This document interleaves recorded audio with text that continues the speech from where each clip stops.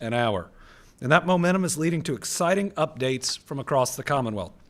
Today, we're highlighting growth in Kentucky's food and beverage industry, with Marfo FMA announcing plans to build a new production facility in Covington. The investment totals more than $37 million, which is going to create 78 new highly skilled positions. They include production staff, logistics managers, and machine specialists. The facility will be focusing on developing and producing high-quality meals specifically designed for airlines. This announcement is a great reminder that Team Kentucky's economic momentum is not only here to stay, but that the Commonwealth is open for business for companies from all over the world that want to establish their new Kentucky home.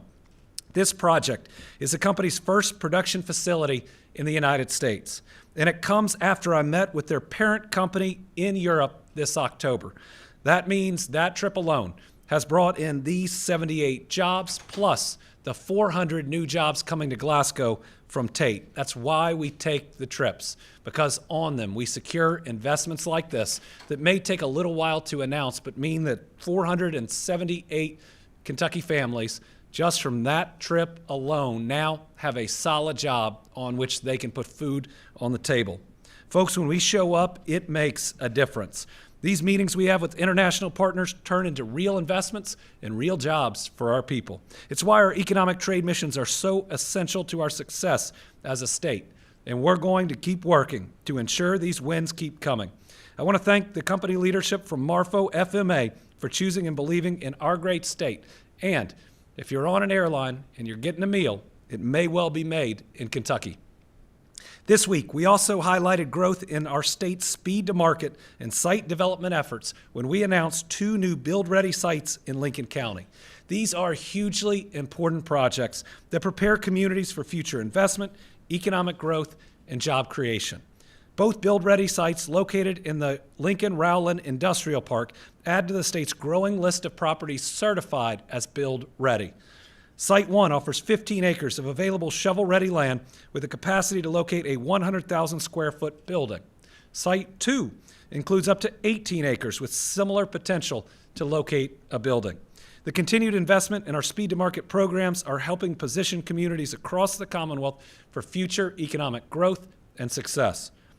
More important, it lays the groundwork for companies to locate here in Kentucky, bringing with them good, quality job opportunities. Our site development opportunities are even more important because of the success we've had. Every time we announce a new company, they're going on one of these various sites, and that means we have one less for the next company. So we got to keep putting in the work if we want to keep leading this country in economic development, which is our next announcement. We received some really great news from Site Selection Magazine for our state and local communities. On Tuesday, we announced that Kentucky has secured its place in top 5 for economic development projects per capita in the 2025 Site Selection Magazine's annual Governor's Cup rankings. That means they rank us 5th in the entire country in economic development per capita. I'm proud to say this is the 6th consecutive year, every year that I've been governor, that we have been top 5 in the country. That is something for all of us to be really proud of. Northern Kentucky, Louisville, Lexington, and Bowling Green were all recognized as top metros. And Kentucky also ranked 2nd in the entire country in the number of micropolitan areas that are represented in these rankings. That means not just our big cities, but our mid-sized cities and towns are knocking it out of the park in terms of economic development. The 13 communities represented include Franklin, Glasgow, community's first ever top 10 ranking. Richmond Berea, Campbellsville, Frankfort, 2nd straight year, Corbin, Danville, Henderson, Madisonville, Mayfield, Mount Sterling, Somerset, and the Union City, Tennessee area, which includes Fulton County, Kentucky. 2025 was the 2nd best year on record for new private sector investment in Kentucky. And this Governor's Cup ranking further highlights what a good year we had. This is a well-deserved recognition for our state and for all our communities out there. So congratulations to everyone.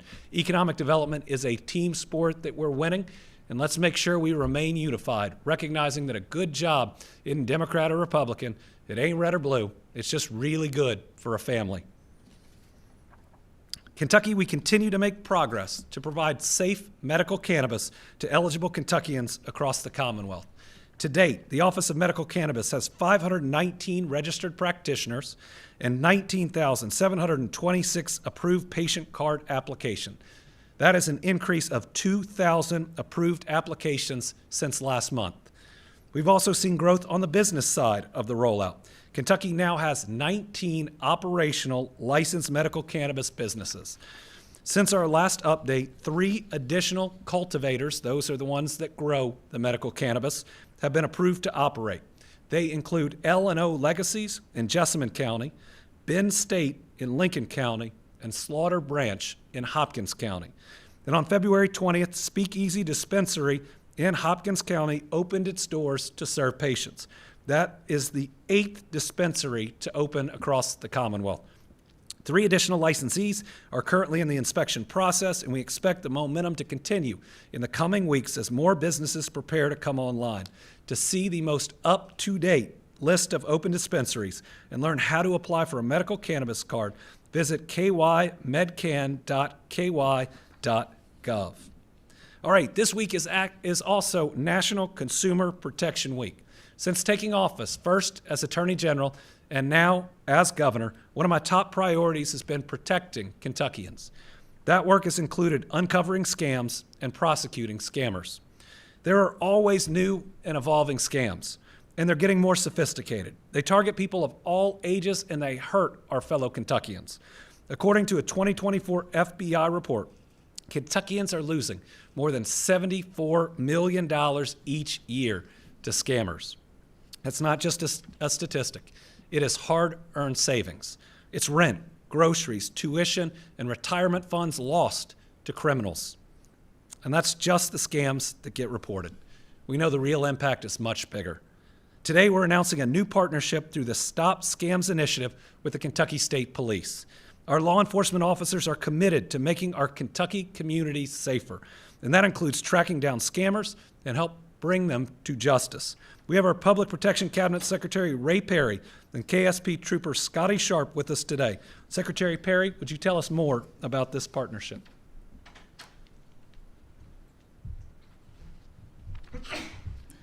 Thank you, Governor. I'm happy to be back with you today during Consumer Protection Week to talk about Stop Scams. It's fitting because this program grew out of the Public Protection Cabinet, specifically the Kentucky Department of Insurance and the Department of Financial Institutions.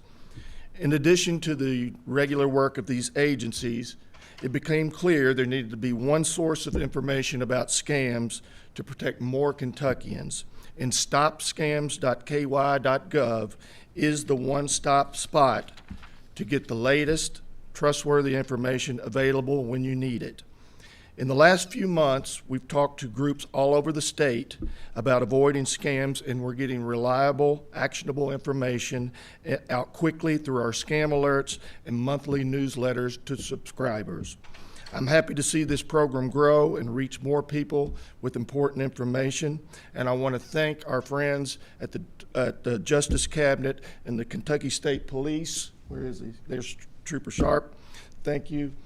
And with this partnership, we can reach even more Kentuckians and, importantly, bring scammers to justice. Thank you.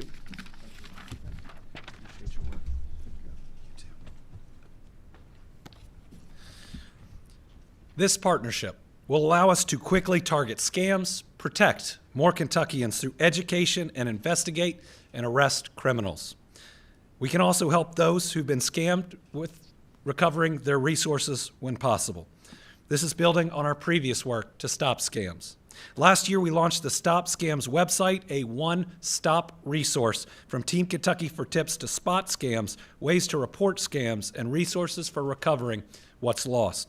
At this website, you can also sign up for a text or email alert on emerging scams, and you can also receive an email newsletter about trending scams. Since our launch last August, more than 30,000 subscribers are receiving Stop Scams text and email alerts, and the initiative has reached thousands of more through educational events across the state. Thank you to the Better Business Bureau and AARP Kentucky for joining us at many of these events. They share in this mission with their own programs. No matter the method, there are some simple tips to stay safe. First, pause before taking action. Many of these scams try to get you riled up through fear or excitement. Fear, the police are going to come and arrest you if you don't pay a traffic ticket over the phone, or that you missed jury duty. Excitement, you've won a lottery. We all got those, right? We've all received those in time. But you'll only get the money if you pay a certain amount within the next X number of minutes. So pause, right? Let your endorphins go down. Let your brain click on a little bit. Most of the time when it sounds too good to be true, it is. Number 2, check that the information you receive is accurate and legitimate. And 3, protect your personal data. Let's protect ourselves and our neighbors. To learn more, visit the new website at stopscams.ky.gov. All right, next, we're highlighting some projects that are making Kentuckians safer. The winter storm that we just got through marked Kentucky's 15th federally declared weather disaster in the last 6 years alone. Unfortunately, we're getting pretty good at responding to severe weather.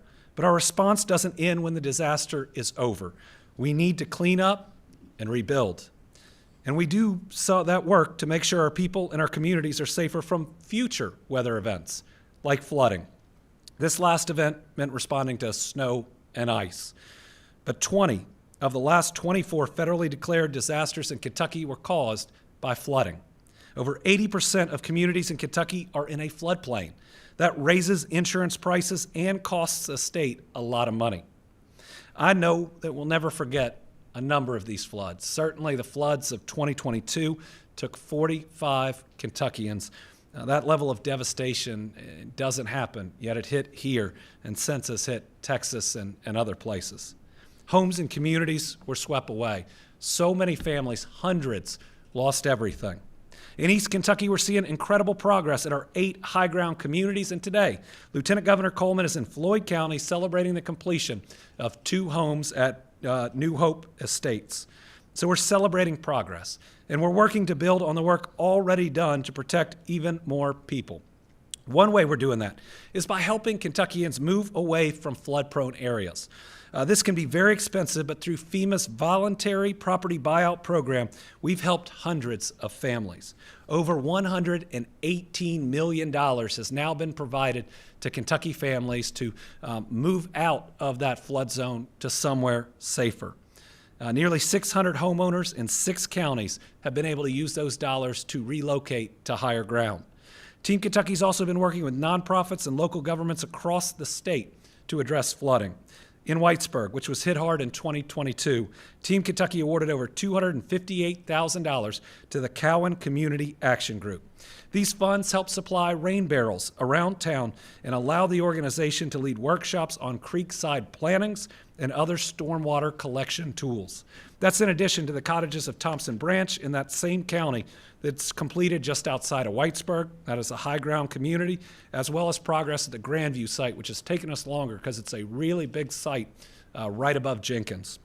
We have a video from Valerie Horn of the Community Action Group.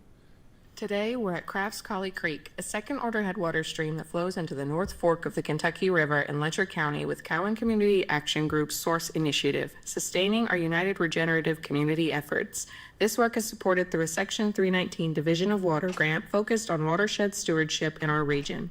Source brings neighbors together to share practical ways people can care for the places we call home. We are installing a rain barrel with community member Marie Tricklet Pratt, whose property was impacted by the devastating flood of 2022. Rain barrels like these collect water from rooftops and store it for later use, helping slow stormwater runoff while providing water for gardens and landscaping. Marie's rain barrel features prints from her favorite artist, a small way to bring a little joy to a place connected to difficult memories. In Northern Kentucky, we awarded $958,334 to hire a watershed coordinator. This position is helping the community reduce water pollution and make watershed improvements. In Mount Sterling, we awarded $340,000 for the Hinkston Creek project. That project will direct floodwater away from populated areas. The project is on schedule and is expected to be completed within 2 years. And in Louisville, we awarded $200,000 to reduce flooding in the Middle Fork Beargrass Creek area. By installing tree boxes, we're managing stormwater. The team has completed draft designs and is working with that community to select sites. Installation of the tree boxes is planned for 2027. Every one of us can make a difference. There are resources out there to help. If you're concerned about flooding, talk with your local leaders or your area development districts about what can be done to prevent future problems. And remember, we here at Team Kentucky are always ready to help. Okay, this week, we're taking time to recognize Kentucky's school social workers. These social workers see our kids during their toughest of moments. They know better than anyone the challenges that Kentucky families currently face. They're working alongside our teachers and school administrators every single day to create the most positive environment in our schools. They look out for our children and they connect them to resources to help them thrive. It's tougher than ever to be a kid right now. But through their work, our social workers serve the lost, the lonely, and the left behind. That is really important work, and I want to personally thank all of them for what they do on a daily basis. For far too long, our school social workers have not been valued like the lifeline that they are, which is why I've constantly pushed for pay raises for all of our educators. We've also worked to secure several raises for our state social workers, including an immediate 10% pay increase that we announced in 2021, getting them just a little closer to what they deserve. Today, I'm proud to recognize our school social workers and their work to give every Kentucky child a chance by proclaiming March 2nd through the 6th as School Social Work Week in Kentucky. Today, we're joined by some special guests from the Kentucky Association for School Social Work. Would you all please join us so that we can present the proclamation? You just got to get around winning. Here we go. Who would like to accept it? Okay. Do we want to get half over here? We'll get a good picture. Oh. Here we go. Come on. Perfect. Well, let's step up.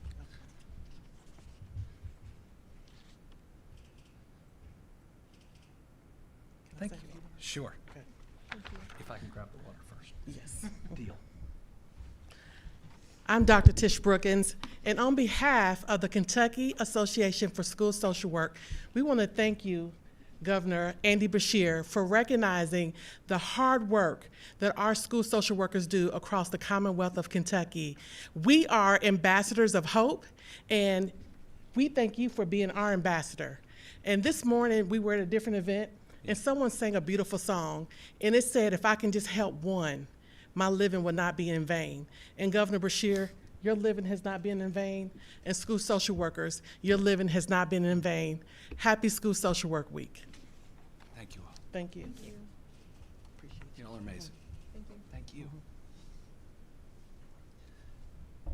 Our school social workers are the best of us. They certainly don't do it for the money. They're living out their faith, their values. They're trying to serve all of our children out there. And think about how many children are going through trauma, maybe don't have their needs being met. And it's that school social worker that steps in and helps out. So God bless all of you. Also, that first event this morning was the Kappa Alpha Day here at the state capitol. I also want to thank all the members of that organization for your leadership over these decades. Okay, today we are also shining a light on Colon Cancer Awareness Month. Colon cancer is the third most common cancer diagnosed in the United States and the second leading cause of cancer-related death among men and women combined. It is a serious disease that has sadly affected far too many Kentuckians. But getting checked early saves lives. Think about this. For the number 2 leading cause of cancer deaths among men and women, 60% of the deaths can be avoided through regular screenings. That means that there are a lot of people's family members that can be saved, a lot of trauma that can be avoided, families not having to grieve loved ones that they wish they just had a little more time with. The new recommended age to get your screening is 45 years old. I think that changed from 50 when I turned 45 years old, but it's important. This is your life. Do not put it off. And remember, Team Kentucky is here to help. If you have questions about setting up your next screening, reach out to the great folks at the Kentucky Colon Cancer Screening Program. This program was established under my dad, Steve Beshear, who is a cancer survivor himself. It provides qualifying Kentuckians access to high-quality colon cancer screening services.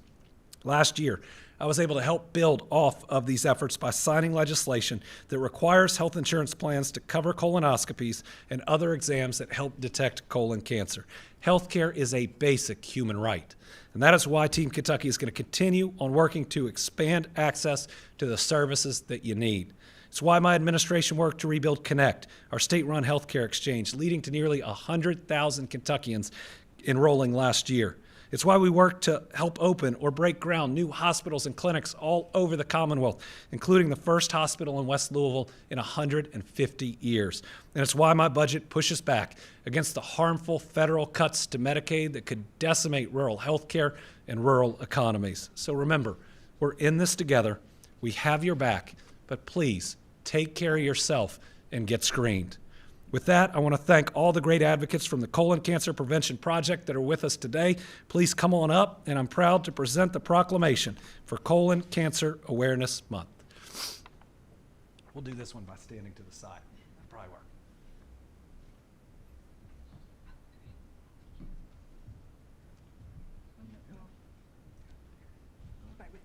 There we go. Great. Looking over there. All right. Anybody want to say a word? Oh, is it okay if I Yeah. go? Hi, I'm Misty Rono from the Colon Cancer Prevention Project. I actually just wanted to take this time to say that colon cancer, colorectal cancer is now the #1 leading cause of death for both men and women under 50 related to cancer. So the time frame has been moved up. We need to treat this with much more urgency. So please, if you're having any symptoms or family history, please speak to your doctor right away. Thank you. Thank you. Thank you. Well, thank each of them for that update. So the #1 cause of cancer for men, cause of cancer-related death for men and women under 50, and 60% of it can be prevented. That means talk to your friends, your family members. When your friend turns 45, break the news. They need to be doing this. We care about everybody here in Kentucky and around this country. Please get screened. With that, we have somebody else who helps take care of us and our health care needs, Dr. Stack, to share this month's goal for our Healthy Kentucky Home.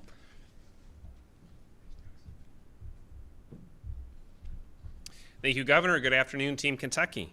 So during the second year of the Our Healthy Kentucky Home campaign, we continue to provide simple, actionable guidance to help everyone achieve better health and wellness in the Commonwealth by eating at least 2 servings of fruits or vegetables every day, by exercising for at least 30 minutes 3 times per week, and by engaging with others to stay socially connected. These everyday habits build a strong foundation for good health. Sometimes, though, life throws us curveballs. The governor's already talked about this with the natural disasters we've had in our state. These disrupt our plans and bring unwelcome difficulties and dangers. A healthy Kentucky is one where people are prepared not only for everyday life, but also for the unexpected. Here in Kentucky, we've experienced firsthand these tolls that disasters and emergencies can take on our communities. Floods, tornadoes, winter storms, and severe weather are beyond our control. But while we can't control when emergencies happen, we can control how prepared we are when they arrive. Families can prepare for these disasters by taking concrete steps ahead of time, by building an emergency supply kit with food, water, medications, and first aid supplies, which can make a big difference during an emergency. When choosing food for your kit, picking options that are high in protein and fiber like tuna, nuts, or other shelf-stable snacks can provide energy and essential nutrients when fresh food may not be available. Preparedness also means having a family plan, practicing it together, and staying informed about local risks and alerts. It doesn't have to be a complicated or expensive kit. Small steps taken today, though, can make a big difference tomorrow. But preparedness isn't just about supplies and plans. It's about recognizing that disasters can leave more than physical damage behind. Emergencies can take a serious toll on mental and emotional health. Sometimes long after the headlines fade, feelings of stress, anxiety, grief, or being overwhelmed still prevail and are very common. After a disaster or emergency, struggling to cope is common, but help is available. The 988 Suicide and Crisis Lifeline provides free, confidential support 24 hours a day by calling or texting 988 from your phone. And I want to emphasize, you can text 988 and ask for help, and you will get a response. You don't have to be in immediate crisis to reach out either. Sometimes you just need someone to listen. Kentuckians can learn more at 988lifeline.org. Preparedness also depends on strong systems and trusted partnerships working together. And here in Kentucky, we have some of the best resources, teams, and partnerships around. One of these resources is Kentucky Emergency Management, or KYEM, which, here we go. KYEM works with local, state, and federal partners to protect Kentuckians and their communities before, during, and after emergencies occur by helping communities prepare through advanced planning, training responders, coordinating resources, and ensuring local leaders have what they need before emergencies happen. KYEM works to ensure that no Kentuckian faces a disaster alone. Please follow KYEM on Facebook, where you can stay up to date with what is happening around Kentucky. Give KYEM a follow today at facebook.com/KentuckyEM. And another great resource available across the Commonwealth is the Kentucky Medical Reserve Corps, or MRC. The Medical Reserve Corps brings together trained medical and non-medical, and I want to emphasize it's both medical and non-medical, you don't have to be a healthcare provider, who serve their own communities during emergencies, offering care, support, and reassurance when it's needed most. In just the past year, over 60 MRC volunteers contributed more than 1,200 hours during disaster events across the country. Open to everyone, regardless of experience, the MRC helps build a healthier, more resilient Kentucky. To get involved or learn more, please visit KentuckyHelps.com. And just to clean that up, it was 1,200 hours just in Kentucky, not the country. And KentuckyHelps.com is where you can learn more and sign up to be a volunteer. At the heart of our Healthy Kentucky Home is the understanding that being prepared strengthens help. When families plan ahead, when communities train together, and when support systems are ready, we reduce harm, protect lives, and recover faster. So to learn more about how you can prepare for disasters or emergencies, or to learn more about the preparedness resources available to you, please be sure to visit the Our Healthy Kentucky Home website at ourhealthykyhome.ky.gov. Please join us in the Our Healthy Kentucky Home journey today as we work together to ensure that every Kentuckian achieves better health and wellness. Go.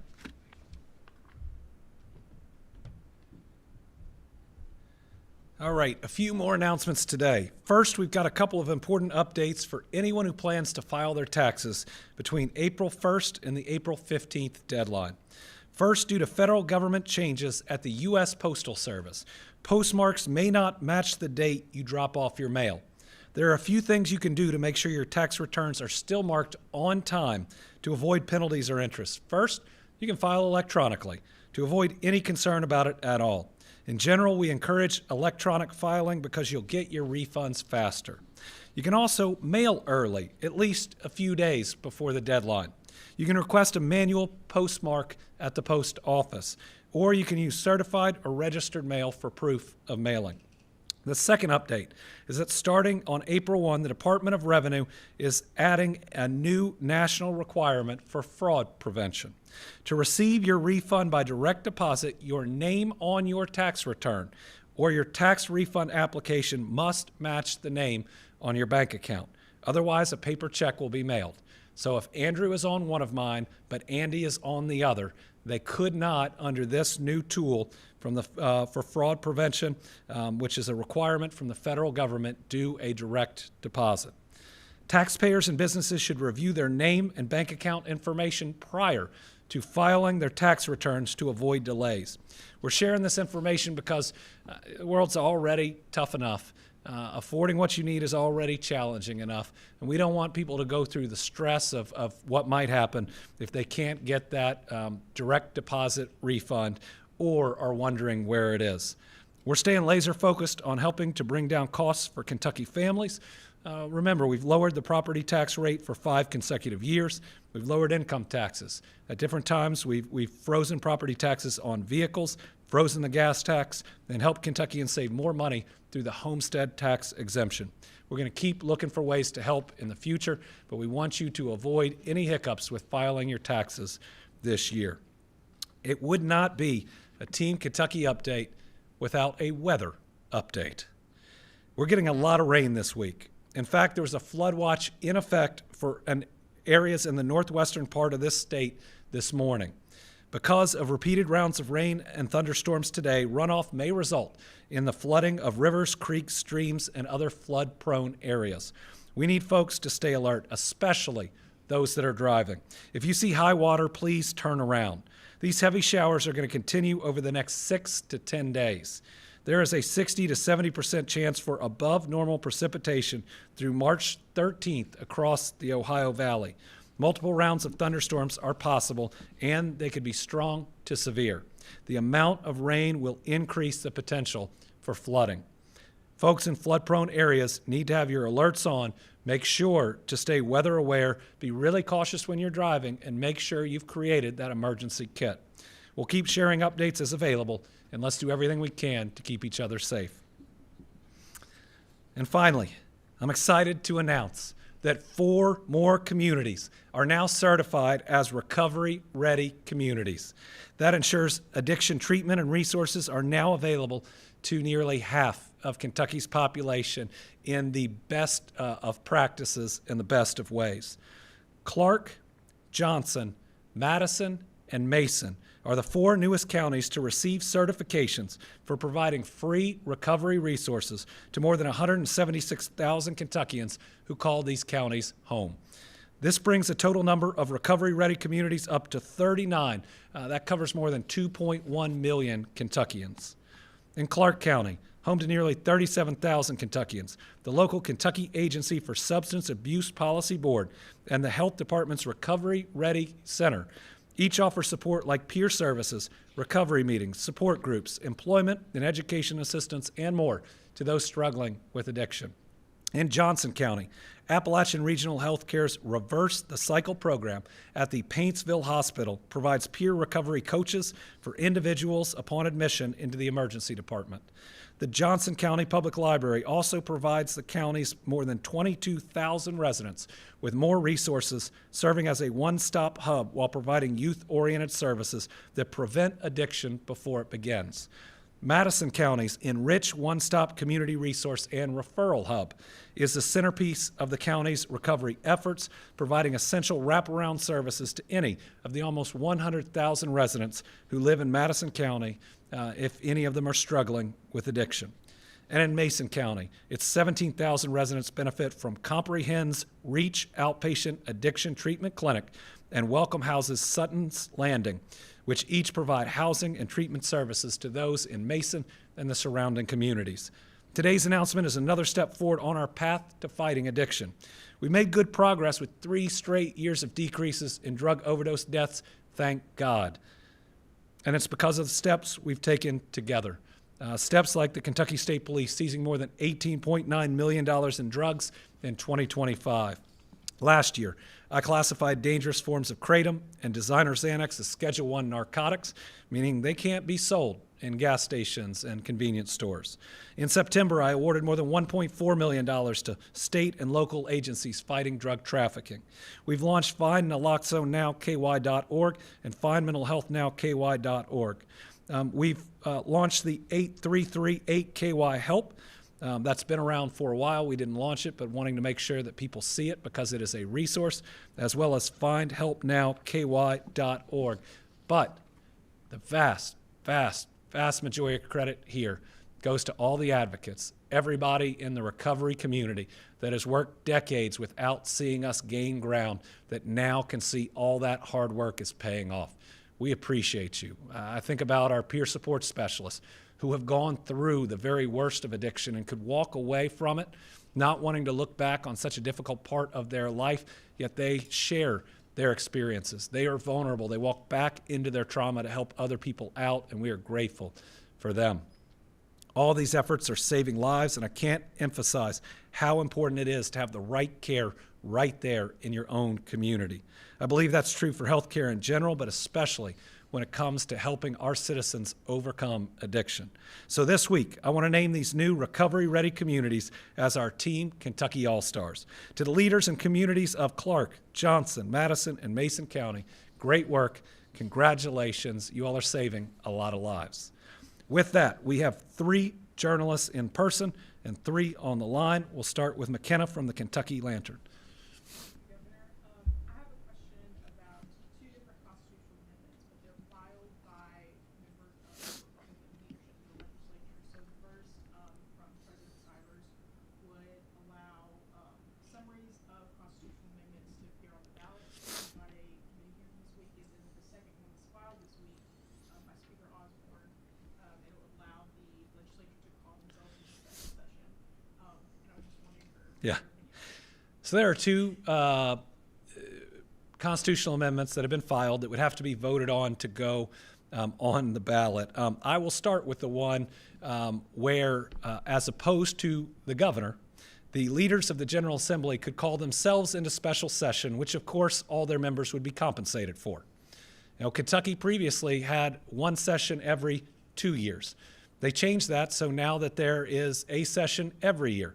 One was supposed to be a short session mainly on corrections, but now passes corrections to different laws, but now passes as many bills as the long session. They put a similar constitutional amendment on just years ago, and it was soundly rejected. But how about this? How about they actually use the time that they have? We are 2/3 through this session, and 3 bills have reached my desk. That is 40 of 60 days that if they would use, they wouldn't need to call themselves into session again. But the whole point here is for the taxpayers and for what is supposed to be a deliberative process of passing laws where you spend time when you are out of session looking at it, preparing it, what used to be the pre-filing of bills so people could even discuss the language and know, what type of unforeseen consequences could happen. That'd all be thrown out the window if you could call yourself into session at almost any time and pay yourself for it as well. The second one was, the second one was about constitutional amendments in general. So right now they've got to put the whole amendment, what it would mean, how it would change your Kentucky Constitution. Now they just want to give you a summary, and they want to write that summary. That's keeping information away from people. If they think their constitutional amendments are too long, make shorter constitutional amendments. Or how about not putting 2 on the ballot every 2 years? Our Constitution's pretty important. In the past, it hasn't been amended at the frequency that it's been attempted to be amended. So I always think back on the last time that the General Assembly put that constitutional amendment on the ballot about being able to call themselves into session. And I chuckled a little bit because they said they want to be able to come to Frankfort more. Look at the vote in Franklin County. I think the people disagreed. Phil. Governor, there is a Senate joint resolution filed by Senator Armstrong dealing with the Dolly Parton Imagination Library, wanting to do more participation in that. There's also been an amendment that's been filed that would remove state funding. How do you feel about that bill and about that amendment? Well, Dolly Parton's Imagination Library is incredible. It gets our youngest of children books regularly. It encourages parents or caregivers to read to our children, and we know the more you read to young children, the better they start in their educational journey. We have the Dolly Parton Imagination Library in every county in Kentucky, and we have worked from the previous Steve and Jane Beshear administration to make that happen. A lot of work has gone into it. What Senator Armstrong wants to do is to try to find ways to make sure our foster kids and others are included in that, maybe requiring a little extra work because who their caregiver is may change or the situation they're in may be different. And that's a great thing. It's saying we've got this wonderful program, and how do we make sure it reaches more kids? And then Senator Nemes comes in and says, nope, let's remove all the funding, which will make the system collapse. You know, it's a pretty simple question. Do you want all kids in the Commonwealth to have books regularly sent to them to read or not? I think it's a pretty simple question. Isaiah. I had a couple questions, Governor, if I may.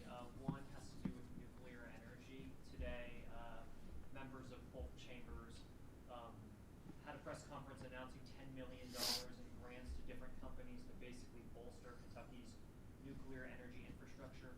How important do you believe nuclear energy is to Kentucky's economic future? Oh, nuclear energy is going to be critical for us to meet the exponentially growing demand for power. I think we're going to see more of the small modular reactors. Of course, the costs of these are huge, so I'd want to see what the $10 million would do. I believe that the construction of them is likely going to be pushed by data centers, and so they should be paid for in full, both the construction and new means of production and that full cost of power. To be clear, when a data center comes to us and is looking to come into Kentucky, there are 3 requirements. Number 1, you pay for every cent of your power. Our families are not going to foot the bill for you. And if we stick to that, if the General Assembly sticks to that, they will build out new means of production that will actually have more capacity than may be needed and a chance in the future to stabilize or even bring down power bills. Number 2, they got to pay their fair share of taxes. Because if you're going to take a place that maybe you could put 500 jobs in and you're going to have 80 or 100, what's the advantage? Well, the advantage is it may kick off $2 million a year in property taxes to your school system, and you can provide your children that much better of an education. Teachers could get raises. We could have the best technology in them. Counties would get significant funds too that they could put towards other economic development. But the third is you can't hide behind a developer or speculator. You, the end user, has to come into that community and say, we, the company, are going to be a part. We're going to sponsor different things. So I do believe that nuclear energy is going to be important. I look forward to working with legislators on how we build it out. Real quick on Iran, we've seen a lot of national figures ask whether they agree with the president's actions. You have posted clearly that you do not. I wanted to ask, is it because he didn't get permission of Congress specifically, or is it because of the action that you don't agree with, the military action? No, it's that the president owes the people of the United States of America and Congress a clear explanation and justification for the major use of force that has put our troops and people in danger. We've lost 6 American lives, soldiers that were under the command of a Fort Knox unit. Now they were a unit below. They rotate in subunits about every 8 or 9 months, but we've also put at risk people throughout the region without the regular process of putting out the very specific warnings that they need to leave. So here's how I've commented. Number 1, we can all admit that the American military is exceptional. And agree or disagree with the decision maker, we'll always support our troops and pray for their safety. Number 2, this Iranian regime, they're bad guys. They have murdered hundreds of thousands of people. They have sponsored terror. I don't feel bad for them, even as I seek to ask more questions. But to use force, and this president seems to use force first instead of as a last result after diplomacy didn't work, you owe a clear explanation. But the justifications have changed. Marco Rubio put out one that the president disagreed on. The president looked at the camera, called it a war, and then said the phrase regime change, which is incredibly challenging and in many ways what led us to the long-term wars in Afghanistan and Iraq. And listen, those are my friends. It's my generation that went to Iraq and Afghanistan for years and came home with scars on the inside and the outside. The American people won't accept that, but we still don't have. What does success look like? How long is it? Because we keep getting different approximations of that. They need to be very specific. They need to be very transparent. This can't be at the whim of a president. It needs to be as a result of careful planning, and we still await that explanation. James? Oh, Keeley? Great. Hi, Governor. I wanted to ask about Senate Bill A, which would change the Public Safety Commission. Yeah. Do you have a comment on the bill or what this means? This is another bill where the Republican supermajority takes a board that the governor appoints, and traditionally governors have appointed boards. Why? Because you're the chief magistrate and you are the only constitutional officer that has a duty to faithfully execute the laws. So under the Constitution, if it's not something specific to the Attorney General or the Treasurer, and remember those are some pretty specific titles, you know, the governor was in charge through the executive branch of making sure that the laws go into effect and that the processes are followed. This creates 2 new PSC members appointed by the Republican auditor instead of this Democratic governor. They never did that while there was a Republican governor. And then it moves and administratively attaches it to the auditor's office, which has no history and background of working with the group whatsoever. I mean, they've done these shenanigans for 6 straight years.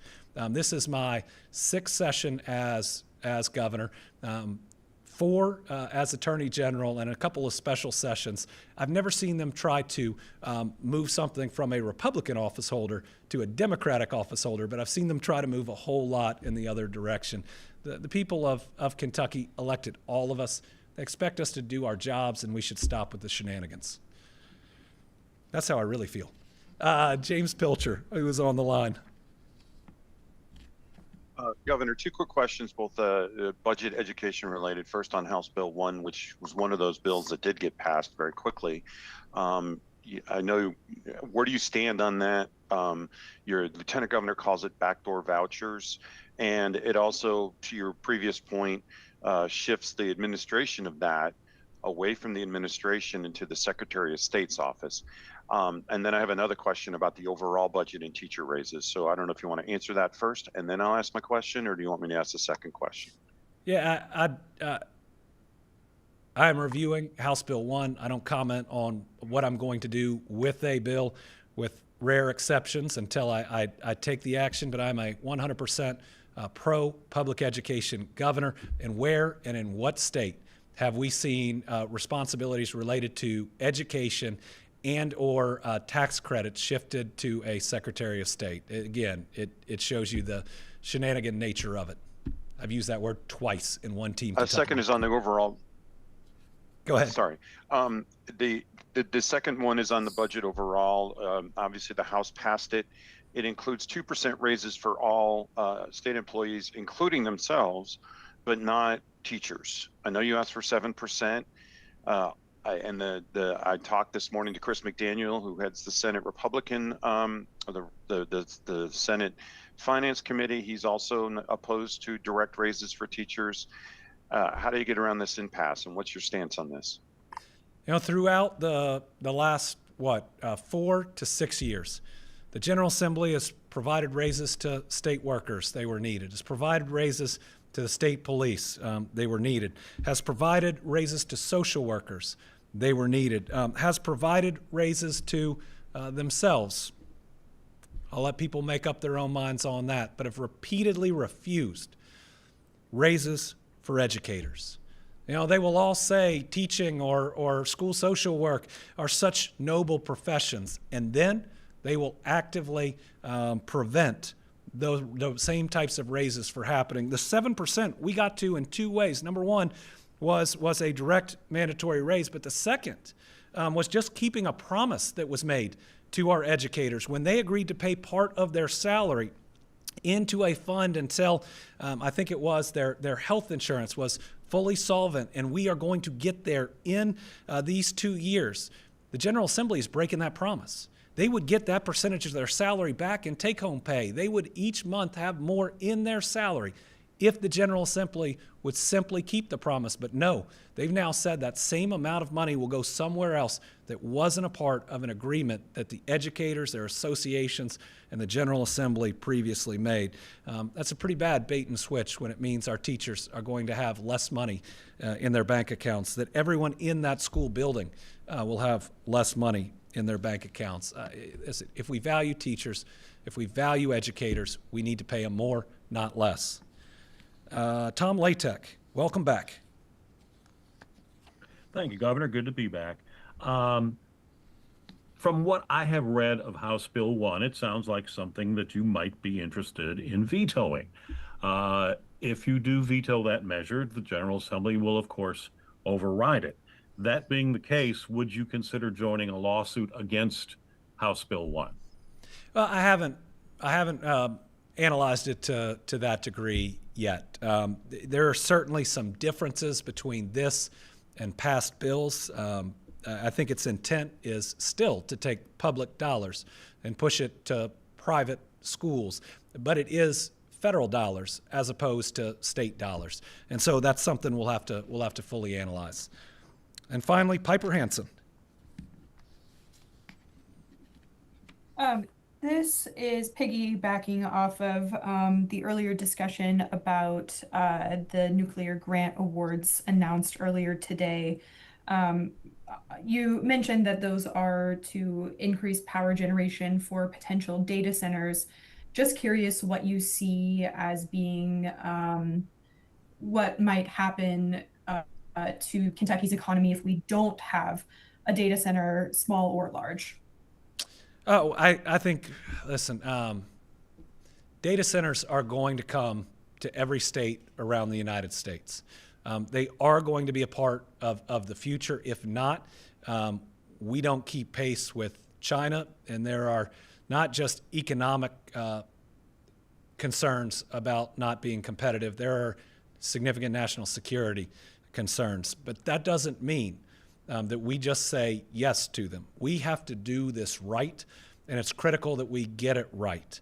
It's critical that we have the types of requirements to where these companies, which are multi-billion-dollar companies or more, are paying their way, that their actions are benefiting our families and not the other way around, that they're going to the right places where they're wanted and where they can make a big difference. And so we've got to be very deliberate about who we say yes to and where. And if done right, I do think that there is a possibility in the power area and in some other areas that they can have some benefits. With that said, AI, whether it comes to Kentucky and data centers or not, is going to change our economy significantly. And that means we've got to start preparing now. We've got to prepare for retraining. We've got to think about what the new industries in the future are and can be. If you look back in our history, the vast majority of people were working on farms. And now it's a tiny percentage of the American population that grows food for everyone else. New industries were created afterwards. Since we know that this is coming in some form or fashion, we've got to be prepared for how can we be on the forefront? How can we in Kentucky be for what's next? Whatever the new Microsoft is going to be after AI has really taken hold, don't we want it to be here in Kentucky? Where are the different areas that are going to produce the most jobs? That Tate announcement that I mentioned earlier, that is 400 jobs making racks for data centers. How do we get in that type of business to ensure that we have good jobs that AI is not going to displace, and that we're at the forefront of what the new jobs that AI might create are going to be? Listen, I'm not pro or con, I'm pragmatic. And my job is to put Kentucky in the best place we can be for what we know is coming. All right, thank you all for attending this week's Team Kentucky Update. Will we see them next week? We'll be back next week at 1 p.m. Thank you all. Thank you, Winnie.